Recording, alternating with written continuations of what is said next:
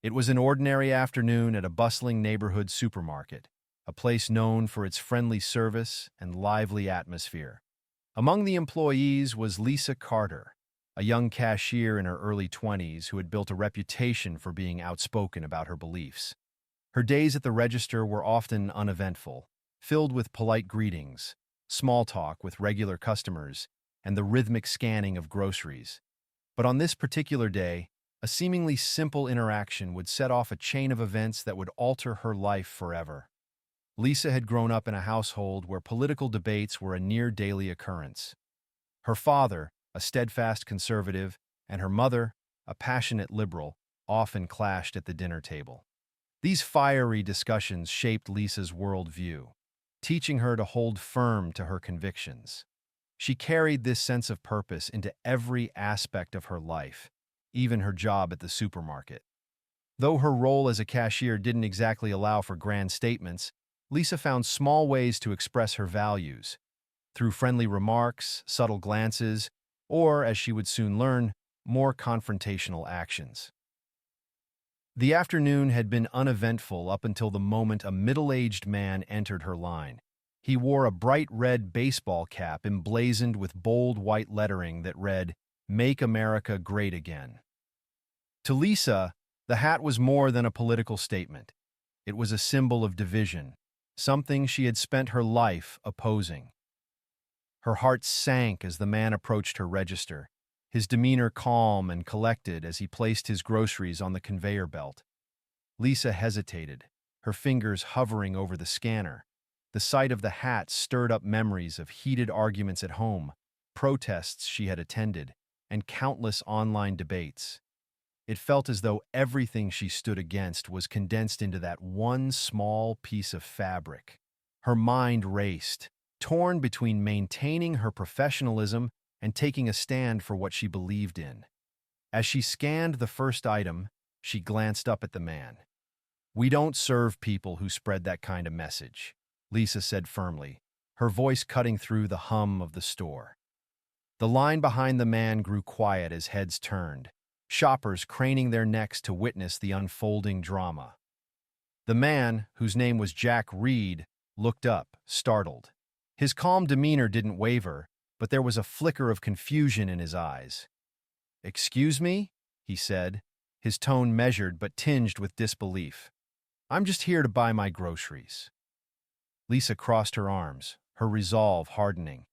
"It's not about the groceries," she replied. "It's about what you represent."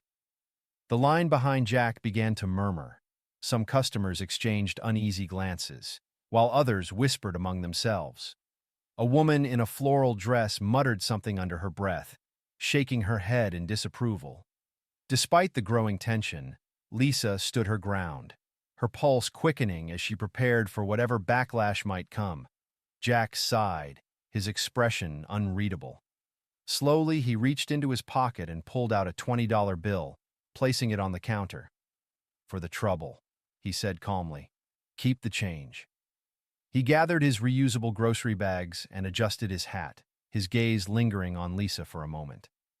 "Have a good day," he said simply before walking away, leaving behind an uncomfortable silence. The automatic doors hissed open and shut as Jack exited, but to Lisa the sound was almost deafening. The murmurs among the remaining customers grew louder, a mix of shock, disapproval, and quiet support for her actions. One man near the back of the line muttered, "This is ridiculous," before abandoning his cart and walking out. Another customer, a younger man in a hoodie, chimed in, "Good for her. Someone needs to take a stand." Lisa tried to ignore the chatter as she turned back to her register, apologizing to the next customer in line. "Sorry for the delay," she said, her voice steady but strained. She convinced herself that she had done the right thing, standing up for her principles in the face of what she believed to be a symbol of intolerance. But as the day went on, an uneasy feeling began to settle in her chest. The rest of her shift passed in a blur. Though she maintained her outward composure, Lisa couldn't shake the image of Jack walking away, his calm demeanor and quiet response contrasting sharply with her own fiery resolve. Had she truly stood up for what was right, or had she allowed her emotions to cloud her judgment? The question lingered in her mind, refusing to let her find peace. That evening, as Lisa clocked out and walked home, the weight of the day's events pressed heavily on her shoulders. She replayed the confrontation over and over in her head, analyzing every word, every gesture, every glance. The knot of doubt in her chest tightened with each passing moment. She had acted on impulse, driven by her convictions, but now she was beginning to wonder if her actions had done more harm than good. Lisa's co-workers had noticed the incident, of course. Whispers and sideways glances followed her throughout the day, a silent reminder that her actions had not gone unnoticed. Though no one said anything directly to her, the tension in the air was palpable. By the time she reached her small apartment that night, Lisa felt drained, both physically and emotionally. As she sat on her couch, staring blankly at her phone, Lisa tried to reassure herself that she had done the right thing. Standing up for her beliefs was important, wasn't it? But as the evening wore on, the doubt began to creep in once more. She thought of Jack's calm response, his refusal to escalate the situation, and the quiet disappointment in his eyes. For the first time, Lisa found herself questioning whether her actions had been justified or whether they had simply created unnecessary conflict. Little did she know, the fallout from that brief interaction was only just beginning. The events of the day would soon come back to haunt her in ways she could never have anticipated, forcing Lisa to confront not only the consequences of her actions, but also the deeper questions about her values, her judgments, and the way she viewed the world. The morning after the confrontation, Lisa Carter walked into the supermarket with a sense of unease that she couldn't quite shake. The atmosphere felt heavier than usual, though the store was no different from any other day. Co-workers exchanged quick glances as she passed, their conversations dying out mid-sentence, replaced by awkward silence. Lisa, feeling the weight of their stares, chalked it up to residual tension from the previous day. She convinced herself it would blow over soon enough, though deep down, she wasn't so sure. Midway through her shift, her manager, Martha Hayes, approached her with an expression that made Lisa's stomach drop. Martha was usually calm and approachable, but today her face was set with a grim determination. "Lisa," she said, her voice clipped, "can I see you in my office?" Lisa followed Martha down the narrow hallway, her heart pounding with every step. She racked her brain, trying to figure out what this could be about. Had she forgotten to log something? Made a mistake with the register totals? But as they reached the small, cluttered office, Lisa knew it was more than a minor reprimand. The memory of the confrontation with Jack loomed large in her mind. Martha gestured for Lisa to sit and took her seat across the desk, her hands folded neatly in front of her. The silence in the room was deafening.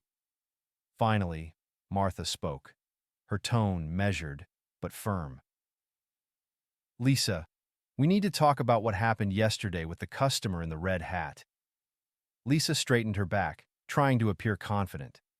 "I didn't think it was a big deal," she said quickly. "I just stood up for what I believe in." Martha's brow furrowed, and she leaned forward slightly. "That's where you're wrong, Lisa. It is a big deal. Do you have any idea who that customer was?" Lisa blinked, her stomach churning. "No," she said cautiously. "He was just another customer."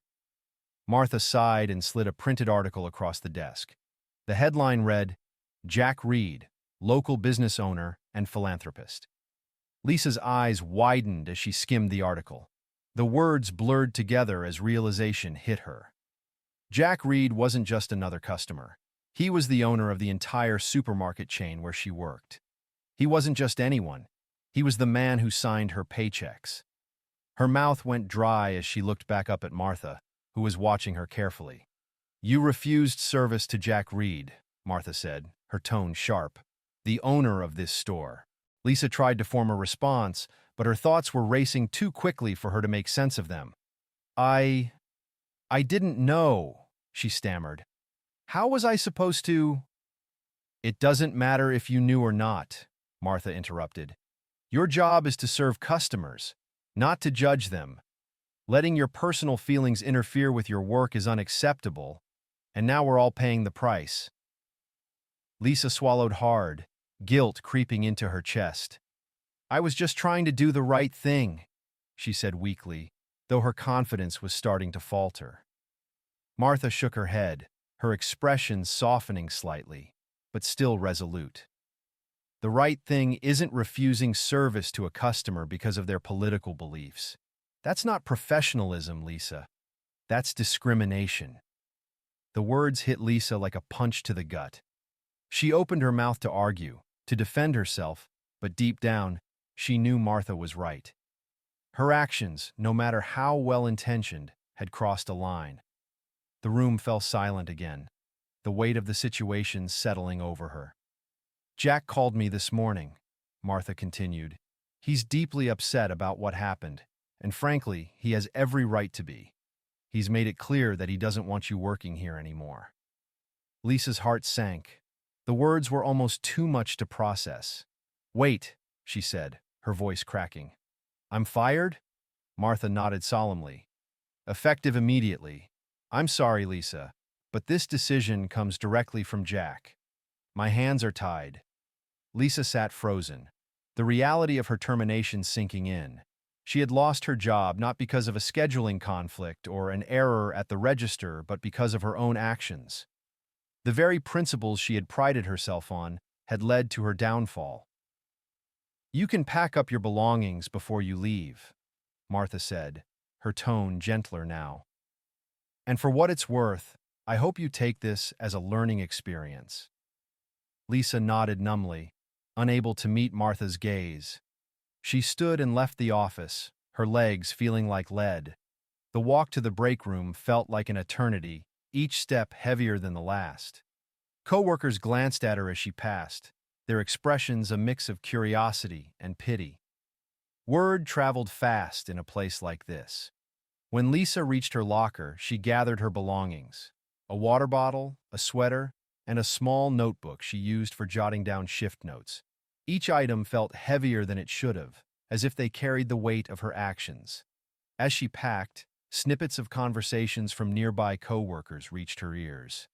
"I heard she refused service to the owner. Can you believe that? What was she thinking? Doesn't matter what someone's wearing." Lisa clenched her jaw, trying to block out the chatter. She stuffed her belongings into her bag and slammed the locker shut, the sound echoing through the break room. A few heads turned, startled, but Lisa didn't care. She just wanted to leave. As she walked toward the exit, Martha crossed her path one last time. The manager gave her a small nod, a silent acknowledgement of the gravity of the situation. Lisa didn't return it. She pushed open the doors and stepped out into the crisp morning air, her heart heavy and her mind reeling. The reality of her termination loomed large, but the full weight of her actions wouldn't hit her until much later. Back at her apartment, Lisa sat at her kitchen table, staring blankly at her phone. The events of the day played on a loop in her mind, each moment more humiliating than the last. Losing her job was bad enough, but it wasn't just the termination that weighed on her. It was the realization that she had acted impulsively, letting her emotions override her professionalism. Lisa's best friend, Rachel, called that afternoon to check in. "I heard what happened," Rachel said gently. "How are you holding up?" Lisa sighed, running a hand through her hair. "I don't know," she admitted. "I keep telling myself I did the right thing, but now I'm not so sure. Everyone's treating me like I'm some kind of villain." "You're not a villain," Rachel assured her. "But maybe you didn't handle it the best way. You're allowed to believe what you believe. But work isn't really the place for that kind of confrontation." Lisa's throat tightened. "I know," she said quietly. "Martha said the same thing. But it's not like I planned to pick a fight. I saw the hat, and I couldn't ignore it." Rachel's voice softened. "I get that. But maybe now's a good time to think about what you want to do next. What's the bigger picture here?" Lisa spent the rest of the day reflecting on Rachel's words. She couldn't shake the feeling of embarrassment. but there was also a growing sense of accountability. For years, she had prided herself on being outspoken, on standing up for what she believed in. But now, she was starting to question whether her actions had truly made a difference, or if they had just created unnecessary conflict. Lisa woke up the next morning with a heavy sense of dread. The reality of what had happened started to sink in further as she replayed every detail of her confrontation with Jack Reed. For most of her life, Lisa had seen herself as someone who stood up for what was right, someone who didn't back down in the face of what she perceived as injustice. But now, in the quiet of her small apartment, the echoes of her own certainty began to fade. She opened her laptop, intending to distract herself with news or a TV show, but found herself typing Jack's name into a search engine instead. At first, it was curiosity, a way to make sense of the man she had so quickly judged. What she found, however, left her speechless. Jack Reed wasn't just the owner of the supermarket chain. He was a highly respected local entrepreneur. The articles described a man who had taken over his family's modest grocery store and turned it into a thriving chain that provided jobs to hundreds of people in the community. As she dug deeper, Lisa discovered even more about Jack's life. He was known for his charitable efforts, organizing food drives for struggling families, funding scholarships for underprivileged students, and contributing to programs for veterans. One article detailed his efforts to support small farmers by sourcing local produce and ensuring fair prices. Another recounted a story of how Jack had personally helped an employee recover after a natural disaster, going so far as to pay for temporary housing out of his own pocket. Lisa leaned back in her chair, overwhelmed. The more she read, the more she realized how wrong she had been. Jack's philanthropy wasn't just surface level. It was deeply rooted in a commitment to his community. One quote from an interview stood out. "For me, running a business is about more than profits. It's about people. I believe in fostering unity, even when we don't all agree." But the discovery that hit her the hardest was a story about Jack's late brother, who had served in the military and was a proud supporter of the movement symbolized by the red hat. In one interview, Jack had explained why he wore the hat. "This isn't about politics for me. It's about honoring my brother and the values he stood for: service, loyalty, and family." Lisa felt a pang of guilt as she read those words. She had looked at the hat and seen only the political message it represented to her. She hadn't stopped to consider the person wearing it or the reasons behind it. How many times, she wondered, had she reduced people to symbols rather than seeing them as individuals? The thought made her stomach churn. For the rest of the day, Lisa couldn't stop thinking about Jack. She replayed their interaction at the register over and over in her mind. But now, instead of justifying her actions, she found herself wishing she had handled it differently. She had been so sure of her stance, so quick to judge, and now she could see how her own biases had blinded her. That evening, Lisa pulled out a notebook she hadn't used in months. Writing had always been her way of processing her thoughts, and right now, she needed clarity. She began jotting down everything she was feeling: her anger, her frustration, her guilt. She wrote about her upbringing, the arguments between her parents, and how those experiences had shaped her worldview. She wrote about her job at the supermarket, the pride she had once felt in standing up for her beliefs, and the shame she now carried after realizing the impact of her actions. As she wrote, a pattern began to emerge. Lisa realized that her entire life she had been reacting to symbols, symbols of political ideologies, symbols of conflict, symbols of division. But she hadn't taken the time to see the people behind those symbols. Jack's story had opened her eyes to something she had been avoiding for years: the importance of understanding others as individuals, not as representations of ideas she disagreed with. When Lisa finished writing, her hand ached, but she felt a small sense of relief. She couldn't undo what had happened, but she could take responsibility for it. And there was one thing she knew she needed to do. The next morning, Lisa sat down at her laptop and began drafting an email to Jack. The words didn't come easily at first, but as she wrote, they began to flow. She didn't hold back, pouring her heart into the message. "Dear Mr. Reed," she began, "I owe you an apology. My actions at the register were unfair and unprofessional. I let my personal feelings cloud my judgment, and that wasn't right. I made assumptions about you without taking the time to understand who you are as a person, and for that, I am deeply sorry." Lisa paused, staring at the words on the screen. She wanted the email to convey not just her regret, but also her commitment to learning from the experience. She continued, explaining how she had since learned about Jack's contributions to the community and the personal significance of the hat he wore. "If you're willing," she wrote, "I would like to meet with you in person to express my apology and to listen to your perspective." She read over the email multiple times, tweaking small details until she felt it was just right. With a deep breath, she hit send. The message disappeared into cyberspace, leaving Lisa with nothing to do but wait. Her heart pounded as she closed her laptop, wondering if Jack would even respond. The following morning, Lisa's phone buzzed with a notification. She opened her email and saw Jack's name in her inbox. The subject line was simple: "Let's talk." Her hands trembled as she clicked the message.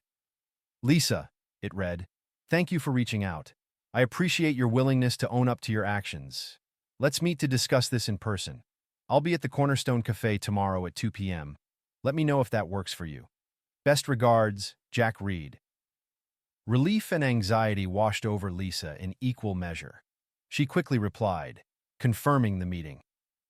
The rest of the day felt surreal as she prepared herself for the conversation, rehearsing what she might say and imagining how Jack might respond. She couldn't shake the nervous energy building inside her, but she also felt a glimmer of hope.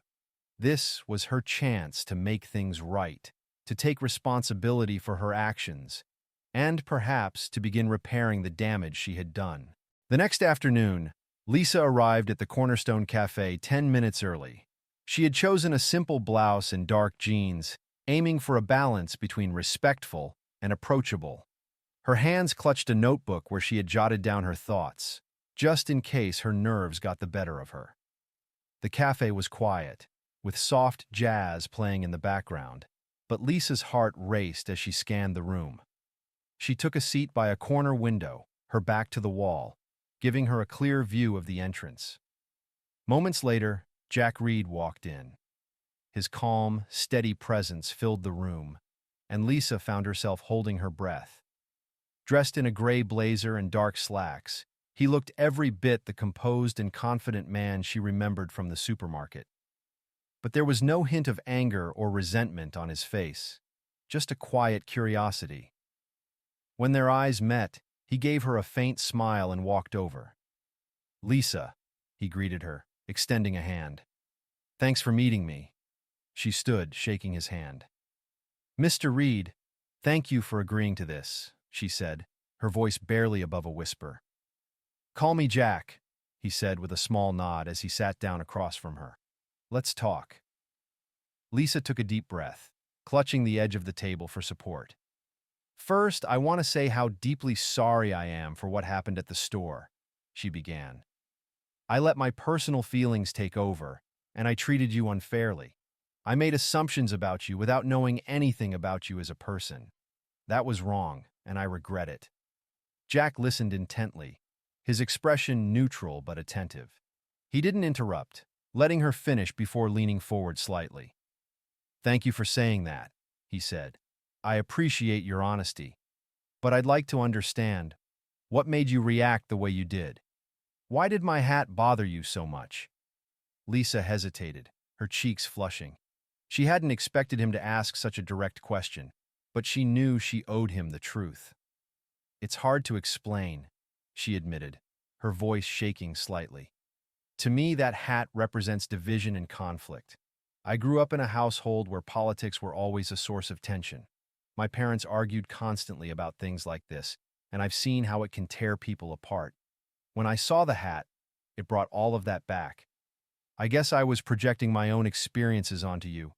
and I didn't stop to think about what it might mean to you personally. Jack nodded slowly, his expression softening. I can understand that, he said. But for me, this hat isn't about politics. It's about my late brother. He was a Marine and a proud supporter of the movement. Wearing it reminds me of him and the values he believed in: service, loyalty, and family.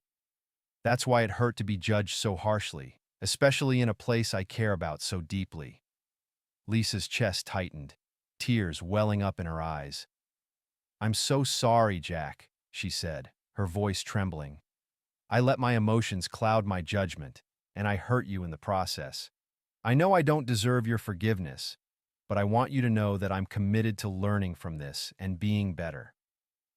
There was a long pause as Jack considered her words. Finally, he spoke. We all make mistakes, he said gently.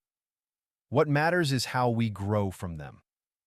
I'm willing to give you another chance, but there will need to be some changes. Lisa's heart skipped a beat. Another chance? She asked cautiously, hardly daring to hope. Jack nodded. I'd like to offer you the opportunity to return to the store, but in a different role. It'll come with the condition that you undergo sensitivity training and demonstrate a commitment to treating every customer with respect, regardless of their beliefs. If you're willing to accept that, I'm willing to move forward. Lisa's breath caught in her throat. The offer was more than she had dared to imagine. Thank you, she said earnestly, her voice thick with emotion. Thank you for giving me another chance. I won't let you down. Jack extended his hand again, and Lisa shook it, feeling a renewed sense of purpose. As they stood to leave, Jack added, Remember, respect isn't just about agreeing with someone. It's about valuing them as a person, even when you disagree. I hope this experience helps you see that. Lisa nodded, his words resonating deeply. As she left the cafe, a weight seemed to lift from her shoulders. The road ahead wouldn't be easy, but she was determined to prove that she could rise to the challenge. For the first time in days, she felt a spark of hope, a sense that she could turn her mistake into an opportunity for growth. Over the next few weeks, Lisa threw herself into the sensitivity training required by Jack. At first, it was uncomfortable to confront her own biases and reflect on the assumptions she had made about others. But as the sessions progressed, she began to see things differently. She learned about the importance of empathy, of listening to people's stories and understanding their perspectives before rushing to judgment. The training pushed her to recognize the humanity in everyone, even those she disagreed with. Returning to the store was daunting. Some of her co-workers were hesitant to welcome her back, their skepticism evident in the way they avoided her in the break room or kept their conversations brief. But Lisa didn't let it discourage her. She knew rebuilding trust would take time, and she was determined to show through her actions that she had changed. Slowly but surely, her efforts began to pay off. Lisa approached every customer interaction with patience and kindness, making a conscious effort to treat everyone with respect. She became known for her ability to de-escalate tense situations, a far cry from the impulsive person who had refused service to Jack. Her co-workers began to notice the difference, and over time, the walls between them started to come down. One afternoon, as Lisa was helping a customer navigate the store's new app, she saw Jack walk in. For the first time, seeing him wasn't a source of anxiety. Instead, it felt like an opportunity to show him how far she had come. She waved, and Jack nodded in acknowledgement, a faint smile on his face. It was a simple exchange, but it spoke volumes about the respect they had built. Lisa's journey was far from over, but she felt a renewed sense of purpose guiding her actions. She had learned that standing up for what she believed in didn't mean dismissing others. It meant finding common ground, listening with humility, and treating everyone with the dignity they deserved. She was determined to carry that lesson with her, not just at work, but in every aspect of her life. Lisa's return to the supermarket wasn't just about regaining her job. It was about proving to herself and others that she could rise above her mistakes. Though the initial days were awkward, with some colleagues keeping their distance or offering sidelong glances, Lisa maintained her focus. Every shift became an opportunity to practice the lessons she had learned during her training, and each interaction with a customer became a chance to rebuild her reputation. One of the most challenging parts of Lisa's new role as a customer service representative was handling complaints. Customers often brought their frustrations to her, sometimes with raised voices or harsh words. It was her job to listen, to remain calm, and to find solutions. In the past, Lisa might have taken these encounters personally, but now she approached them with patience and empathy. She reminded herself that behind every angry customer was a story she didn't know, a perspective she hadn't yet considered. Her new mindset began to resonate with her coworkers as well. At first, some doubted that Lisa's transformation was genuine, but her consistent efforts started to shift opinions. She offered to help colleagues during busy moments, covered shifts when someone needed time off, and even stayed late to assist in reorganizing the store after a particularly chaotic day. Little by little, the barriers her earlier actions had built began to crumble. One day, as Lisa was reorganizing a shelf in the frozen food section, her coworker Mia approached her. Mia had been one of Lisa's closest colleagues before the incident, but the two hadn't spoken much since her return. "Hey," Mia began, her tone tentative. "I've been meaning to say, it's good to have you back. I can tell you've changed." Lisa looked up, surprised but grateful. "Thanks, Mia. That means a lot," she said. "I know I have a lot to make up for, but I'm trying." Mia nodded, offering a small smile. "You're doing a good job. People notice." Encounters like these fueled Lisa's determination. She knew she couldn't erase the past, but she could shape the future by continuing to grow and build positive relationships. Her commitment extended beyond her work as well. Inspired by Jack's philanthropic efforts, Lisa began volunteering at local community events. She helped organize food drives, assisted at shelters, and even spoke at a workshop about workplace inclusivity, sharing her story as a cautionary tale.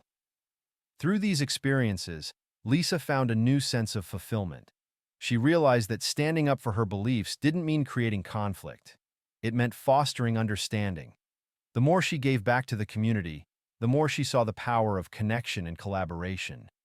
It wasn't about who was right or wrong. It was about finding ways to move forward together. Months later, Lisa found herself behind the counter during a busy afternoon shift. The store was bustling with customers, and the sound of carts rattling and conversations filled the air. She was helping an elderly woman with a complicated return when she noticed Jack Reed enter the store.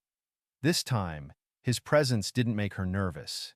Instead, she felt a quiet sense of pride. She knew she had worked hard to earn his respect and the respect of her team. As Jack passed by, he paused to greet her. "Lisa," he said, his tone warm. "How's everything going?" She smiled. "Really well, actually. Thank you for giving me the chance to come back. I've learned a lot." Jack nodded, his expression thoughtful. "I can see that. You've done good work here." The simple acknowledgement filled Lisa with a sense of accomplishment. It wasn't just about pleasing her boss. It was about knowing she had grown into a better version of herself. As Jack moved on, Lisa returned to her work with renewed energy. Later that evening, as the store quieted down and the last few customers trickled out, Lisa took a moment to reflect. She thought back to the day she had confronted Jack at the register, so sure she was in the right. At the time, she had seen herself as someone standing up for her values, but now she understood how narrow her perspective had been. Respect wasn't about agreeing with someone's beliefs. It was about recognizing their humanity and finding ways to coexist despite differences. Lisa's transformation didn't go unnoticed in the community. Her story spread, not as a tale of division, but as one of redemption. Local newspapers wrote about her efforts to rebuild trust and the positive impact she had made since her return. Customers who had once been wary of her now sought her out for help, and her colleagues began to look up to her as a role model for handling difficult situations with grace. One afternoon, as Lisa was organizing a food drive for the store, Jack stopped by to check on the event. He watched as Lisa directed volunteers, her energy and passion evident in every interaction. When she noticed him, she walked over and extended her hand. "Thank you," she said earnestly, "not just for giving me a second chance, but for showing me what leadership and respect really mean." Jack shook her hand, his tone warm. "You earned it, Lisa. Keep paying it forward." As Jack left, Lisa turned back to the food drive, a sense of purpose guiding her every move. The journey she had been on wasn't easy, but it had taught her lessons she would carry for the rest of her life. She had learned to listen, to empathize, and to value people for who they were, not the symbols they wore or the beliefs they held. Lisa's story wasn't just about redemption. It was about growth. She had turned a moment of conflict into an opportunity to change, and in doing so, she had transformed not just herself, but the environment around her. The road ahead would still have challenges, but Lisa knew she was ready to face them, armed with humility, understanding, and the unwavering belief that respect and kindness could bridge even the widest divides.